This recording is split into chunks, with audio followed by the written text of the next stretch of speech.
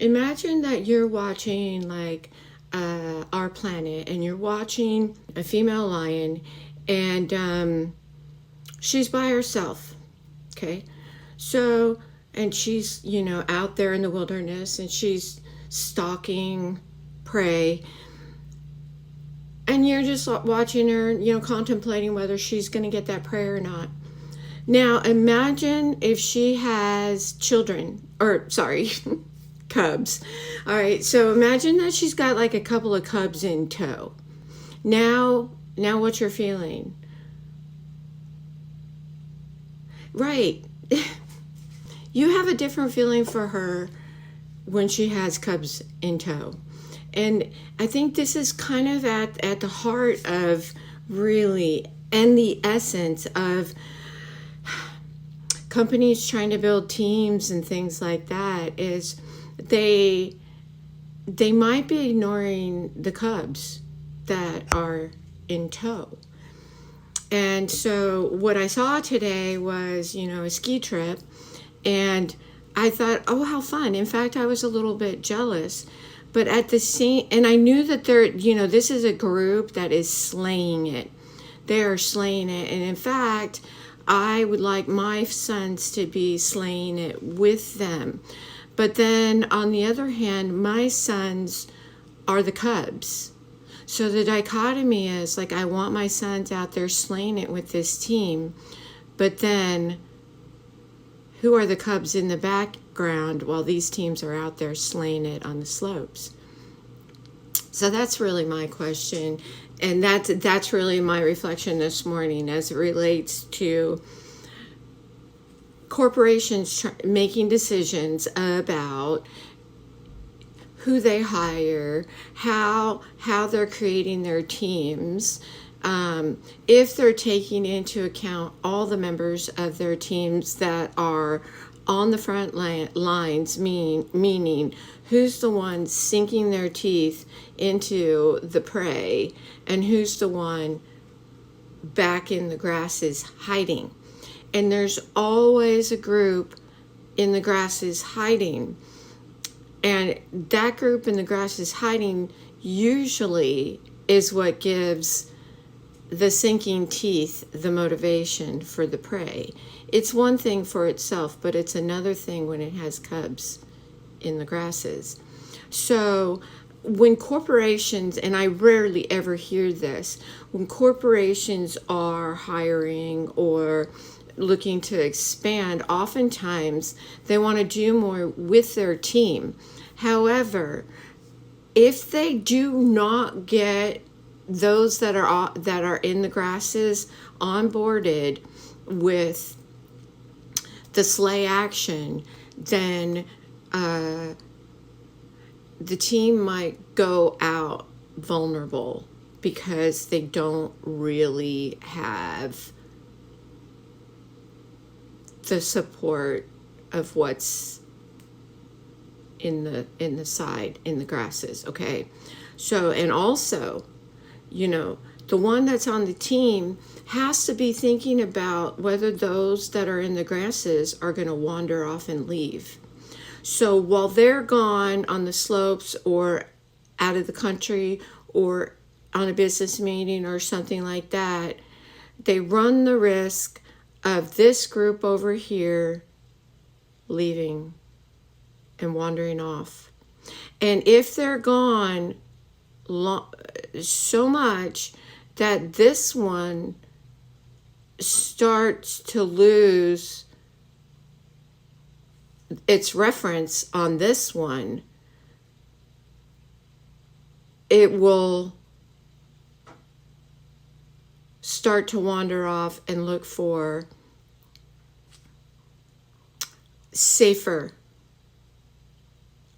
situation.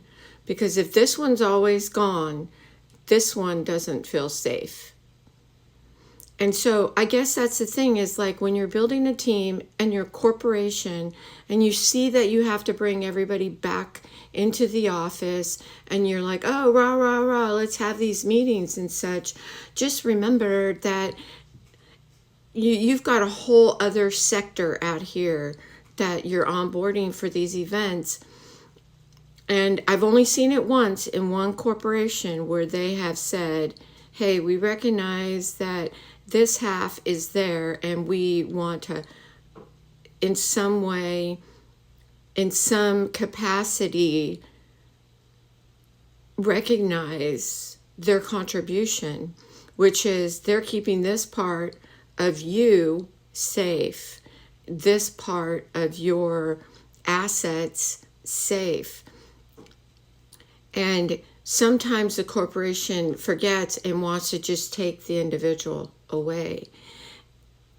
I know, I've been guilty of it. I've done it myself. I mean, I certainly have done it. And I think that's one of the biggest things, like when you're dealing, especially with a third world country, is that temptation, because they'll give themselves completely to you. And then the next thing you know, they're leaving their families, or, and I mean, I'm guilty of that. I did that totally. And I have to circle back around to saying that I feel that, this is also where the customers pounding for prices, it interferes with almost that family dynamic to a certain extent, because there's, if the customer's saying, okay, so this is the customer. If the customer is saying to the business, you're not good enough, you need to make your prices cheaper, and then the brand is going, oh, okay. And then they go back to their team and they're like, look, we have to make our team, we have to do this cheaper, which means we're going to have to work harder, which means you're not really probably going to be able to be home much because we have to make this person happy. Okay? And so this person now goes, oh, okay. And so they then say, hey guys, looks like I'm not going to be home very much because I'm going to have to travel to do this, and this to make this person happy, which in the end, this person doesn't give a shit. They don't. They do not care. I don't know. I mean, honestly, this is the way I see it. They don't care. And it is kind of like that. And it has to be, I mean, for example, like when a woman has a baby, can the baby care about the mother? Does the baby care about the mother? Why do you think that movie Aliens came out?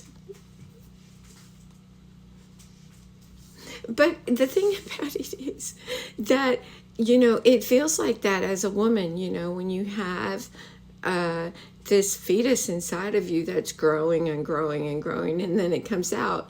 When I talk to my granddaughter, she's 8, and I say, hey, how do you feel about, or when you get older and you do this? And she's like, I'm never doing that. And it's like, really, why? And she's like, because of that. And you go, oh, yeah. But then you think, how do we evolve if no one wants to do it? How do we keep evolving? And how do we keep reincarnating? So if you believe in reincarnation, what are you going to reincarnate to? I mean, I've got a gnat that flies around my flat, and I call him Freddy. That could be you. That could be me. But I don't think it's going to be me, because I'm too all in with this game of life and this game of have a family, even if it sucks, even if your spouse is, disconnected some way, on the slopes skiing while you're at home fucking wiping asses. I'm doing it, and I'm 60, and I did it, and I'm saying I would do it again. I would do it again.